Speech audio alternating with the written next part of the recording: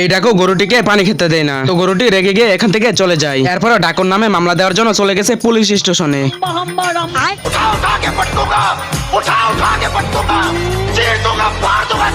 এরপরে police officer তার হাতে গান নিয়ে ঘোড়ার পিঠে চড়ে রওনা দেয়, আর ডাকুর ঘরটা ভাঙার জন্য উপর থেকে বড় একটা পাথর ফেলানোর চেষ্টা করতেছে, কিন্তু এই হালা পাথর খেতে এই জায়গা থেকে একটু লড়াইতে পারতেছে না। অফিসার রেগে গিয়ে নিচে এসে পাটাকে সরিয়ে দেয়।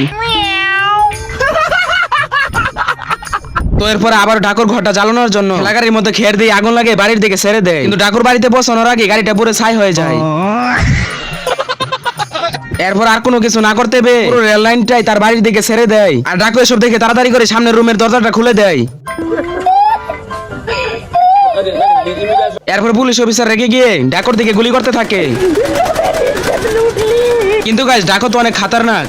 ডাকুর গুলি এসে হঠাৎ করে অফিসারের বন্দুকের মধ্যে লেগে যায়, আর তখনই অফিসারের বন্দুকটা শহীদ হয়ে যায়। আমি চিৎকার করে কাঁদিতে চাহিয়া করিতে পারিনি চিৎকার। অফিসার আবারও ডাকুর উপরে হামলা করতে থাকে, কিন্তু হঠাৎ করে অফিসারের গুলি গিয়ে লাগে একটি ষাঁড়ের মাথার মধ্যে, আর ষাঁড়টি তখন রেগে গিয়ে অফিসারের পিছনে দৌড়াতে থাকে। भारी मिस्टेक हो गया सर। पकड़ मारो जो पकड़ सॉरी पकड़ ले पहन के लौड़े। অফিসার এই রুমের দরজাটা তাড়াতাড়ি করে খুলে দেয়, আর ষাঁড় এই রুমের ভিতরে ঢুকে পড়ে। কিন্তু গাইস এই হালাই তো হ্যাকার, পুরো